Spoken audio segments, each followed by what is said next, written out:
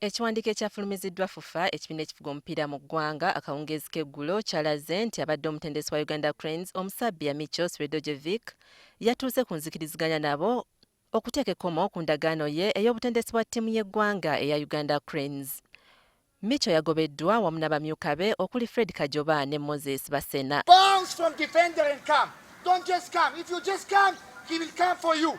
Micho yatendekako ttiimu y'eggwanga the Uganda Cranes wakati wa 2013 ne 2017. Ku mulundi guno yalekulira yekka ogw'obutendesi ng'agamba nti yali aludde ng'abanja so nga tasasulwa. Micho wakujjukirwa nnyo ng'omutendesi eyazaayo Uganda mu mpaka za AFCON mu 2017 oluvannyuma lw'emyaka 39 ng'eggwanga lino terikiika mu mpaka zino.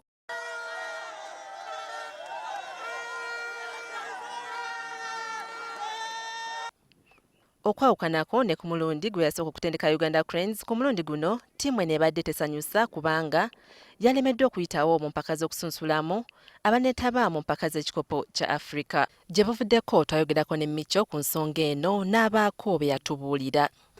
This third homecoming to Uganda, it was not in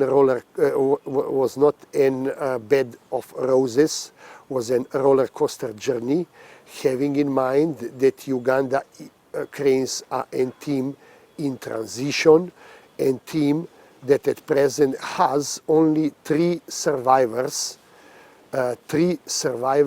in the national team since 2019 and last match against Senegal. Mu 2013 lwe yasooka okuweebwa omulimu ogw'okutendeka Uganda Cranes ku ndagaano ya myaka 2. Ono yavuganya n'abantu abalala 37 abaali baagala omulimu guno. Okukomyawo Micho mu 2021, Fufa yali eyagala ayambe ttiimu y'eggwanga okudda mu mpaka za AFCON ekitasobose. Okuva mu 2021 lwe yakomawo ku Uganda Cranes, Micho atendese emipiira 17, awanguddeko 7 n'afuna amaliri ga mirundi 5 ate ng'akubiddwa emipiira 5.